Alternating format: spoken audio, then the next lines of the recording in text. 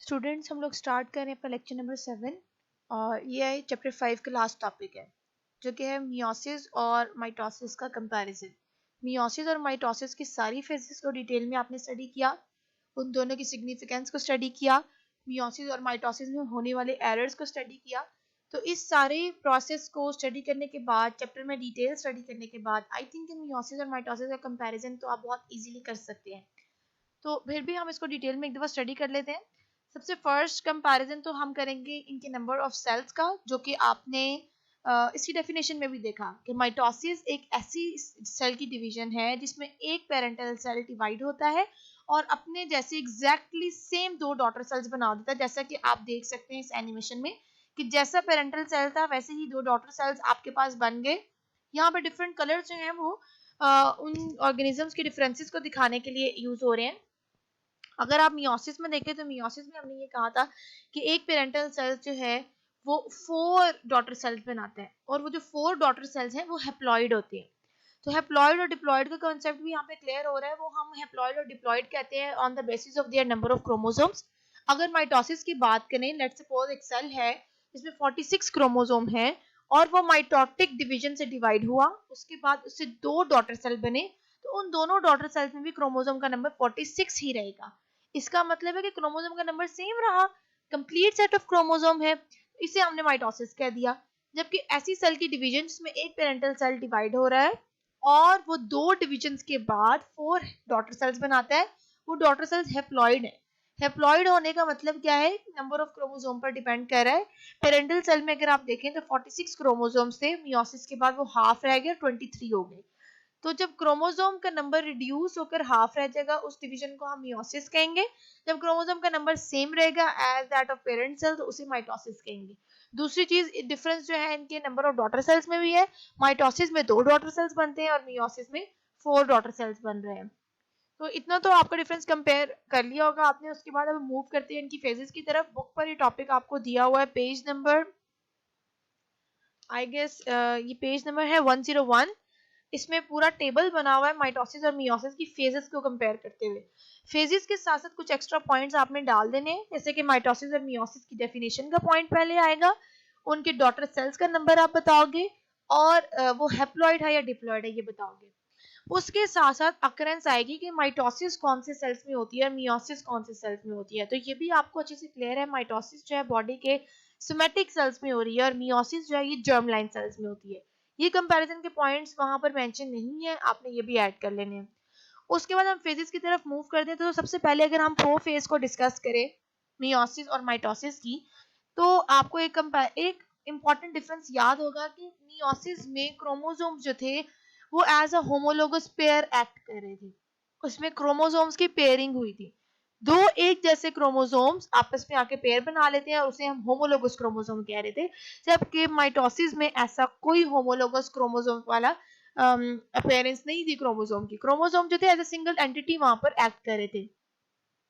फिर अगर प्रोफेज में याद हो कि वो होमोलोगस क्रोमोसोम उसके बाद किस चीज में एंटर होते हैं, तो होमोलोगस क्रोमोसोम एक सर्टेन पॉइंट से अटैच हो जाते हैं साइनाप्सिस के दौरान और फिर टेट्राड या बाइवेलेंट फॉर्म करता है वहां पे। माइटोसिस में टेट्राड और बाइवेलेंट की फॉर्मेशन नहीं थी। टेट्राड और बाइवेलेंट फॉर्म करने के बाद जो नॉन सिस्टर क्रोमैटिड्स थे होमोलोगस क्रोमोसोम्स के, उनमें एक्सचेंज ऑफ सेगमेंट हुआ था जिसे हमने क्रॉसिंग ओवर कहा। तो सबसे इंपॉर्टेंट डिफरेंस आपने याद रखना है, मियोसिस की प्रोफेज में होमोलोगस क्रोमोसोम की पेयरिंग होती है और क्रॉसिंग ओवर हो जाती है।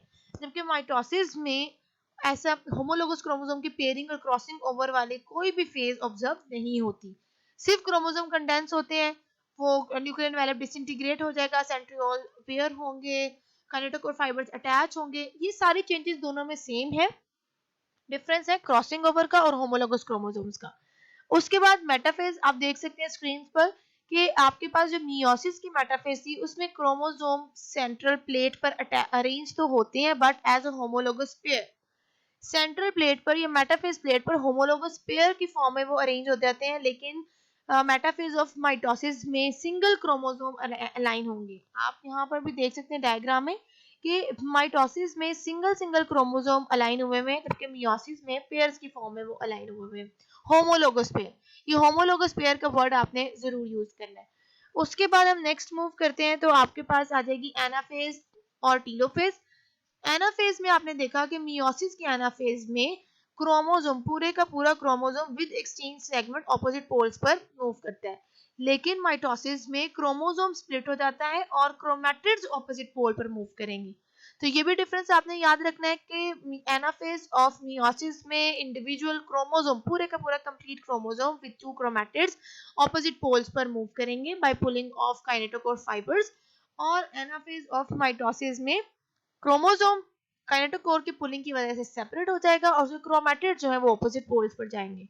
उसके बाद लास्ट फेज आ जाती है टीलोफेज। तो टीलोफेज ऑफ मियोसिस 1 मतलब टीलोफेज 1 जो थी उसमें आपको याद होगा कि क्रोमोसोम्स जो थे वो डबल क्रोमैटिड्स के फॉर्म में पेयर हुए थे, मतलब एक क्रोमोसोम दो क्रोमैटिड्स पर कंसिस्ट कर रहा था और एक्सचेंज सेगमेंट्स भी थे उसके पास जो क्रॉसिंग ओवर के दौरान एक्सचेंज हुए थे।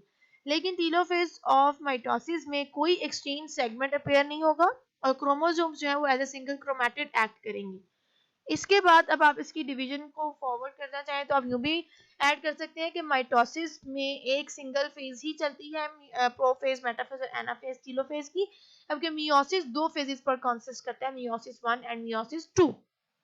फिर आप उसमें डॉटर सेल्स वाली बात ऐड कर सकते हैं लास्ट पे कि माइटोसिस के रिजल्ट में 2 डिप्लॉइड डॉटर सेल्स बनते हैं, जबकि मियोसिस के रिजल्ट में 4 हैप्लॉइड डॉटर सेल्स बनते हैं।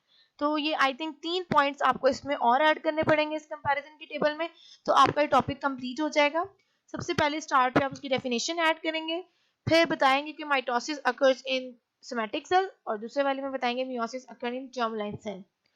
नेक्स्ट आप प्रोफेज से स्टार्ट करते हुए टीलोफेज तक कंपेयर करेंगे, लास्ट में आप डॉटर सेल्स की बात ऐड कर दोगे कि mitosis results in the formation of 2 diploid daughter cells while meiosis result in the formation of 4 haploid daughter cells. So that's it, ये लास्ट टॉपिक था इस चैप्टर का। इसके बाद आपने इसी टॉपिक के साथ इसकी एक्सरसाइज को भी कवर करना है। एक्सरसाइज में किसी क्वेश्चन के आंसर में या एमसीक्यू में कोई कंफ्यूजन हो तो आप मुझे कांटेक्ट करें और इसका आंसर कंफर्म करवाएं। डायग्राम की भी प्रैक्टिस करनी है क्योंकि मियोसिस और माइटोसिस का कंपैरिजन लॉन्ग में भी आ सकता है। अगर लॉन्ग में आएगा तो एज इट इज आप लोग डायग्राम्स बनाते हैं, डायग्राम्स बनाएंगे दोनों की और उनके साथ साथ जो डिस्क्रिप्टिव लाइंस है इसको लिखते जाएंगे। Thank you.